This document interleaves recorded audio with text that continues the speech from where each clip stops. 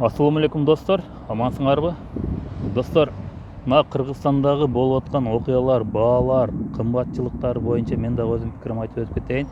Эсиңиздерде болсо, мындан 6 ай мурда талапкерлердин эң негизгиси болгон кандидат Кара Суу шаарында эл менен жолугушканда мындай деп айткан болчу да. Эл тарабынан берилген мындай суроо болгон. Сиз эмне үчүн теледебатка барбайсыз, барбадыңыз дегенде, ал мындай деп айткан болчу. Мен теледебатка барып кайым айтышып, ал жерде ушак айтышпаймын. Андан көрө 30 жылдан бери чечилбеген маселелерди эл менен жолугушуп, Кыргызстанды түрө кыдырып, облустарга барып, райондорго барып, айыл аймактарга барып эл менен жолугушуп, элдин чечилбеген проблемаларды, көйгөйлөрүнү журналыма жазып, папка чогултуруп жүрөм деген болчу. Ага ошол пайдабы же теледебатка барып ушак айтышкан пайдабы деген болчу. Анан дагы биз Кудай кааласа элдин колдоосу менен бийликке келип калсак, президент болуп калсам, биз бул 30 жылдан бери чечилбеген маселени 2 айда чечип беребиз. Кудай кааласа сабыр кылып турсаңыздар, биз баардыгын чечебиз. Буга толук шансыбыз бар деп айткан болчу. Мына ошондон бери 2 ай эмес, 6 айдан ашык убакыт өттү, бирок теңирден тескери кетти. Бир да айткан убадалар бир дагы чечилген жок, аткарылган жок. Кайда кана ошолор? Кайда ошол убадалар? Айткандын оозу жаман, айста жаман көрөт экенсиңер. 30 жылдан бери каякта эле кайда жүрдүңөр эле деп эми эле чыгып алып деп. 30 жылдан бери силер кайда болсоңор, жалпы кыргыз эли биз дагы ошол жерде болгонбуз. 30 жыл эмес, мына канча Кыргызстанды башкарган президенттер болсо, ошондон бери проблемаларны биз элдин көйгөйлөрүн айтып көзүн сайып келгенбиз. Неге силер айтпайсыңар? Анын тарапташтары, анын колдоочулары өзүңүздөр билесиздер. Биз эмес, жалпы кыргыз эл билет. Кече апрель окуясында Баткендеги окуялар.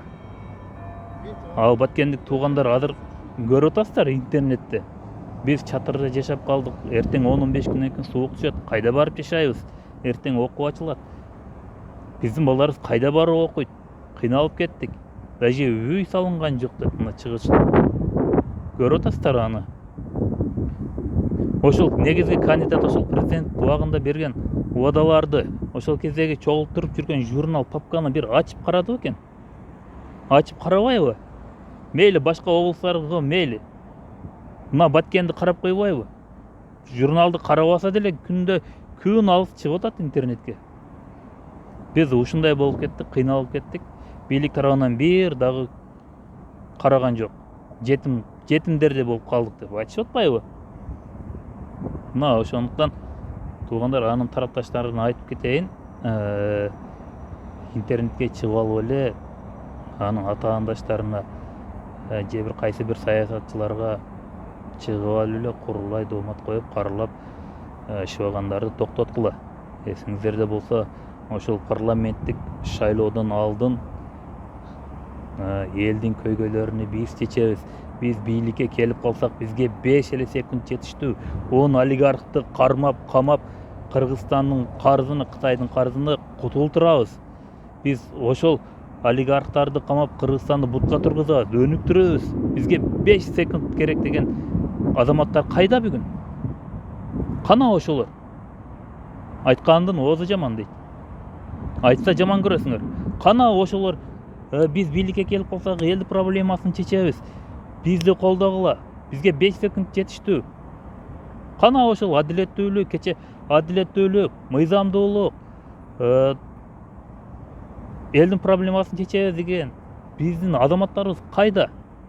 Алар кайда билесиздерби? Мына ошондой мыйзамсыздыктарга жол берди.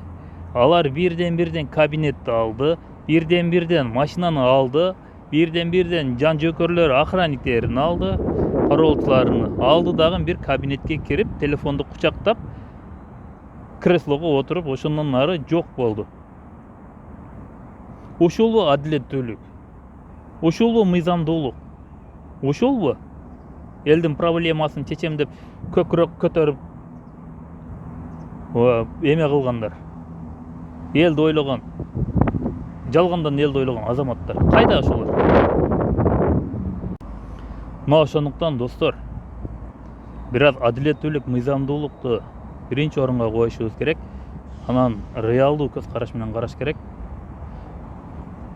Өзүңүздөр билесиз, эртең күздөгү парламенттик шайлоо болот экен дегенден баштап уже негизги кандидаттын азыркы бийликтин фейк троллдору, аккаунттары уже баш көтөрүшүп, элдик партияларга, чыныгы бир позицияда турган партияларды уже каралап баштады. Биз бул жөнүндө дагы кененирээк токтолобуз. Азырча сиздер менен коштошобуз. Ондар дагы эфирге чыгабыз, дагы видео контент кетиребиз. Ага чейин аман болуңуздар. Саламатта болуңуздар.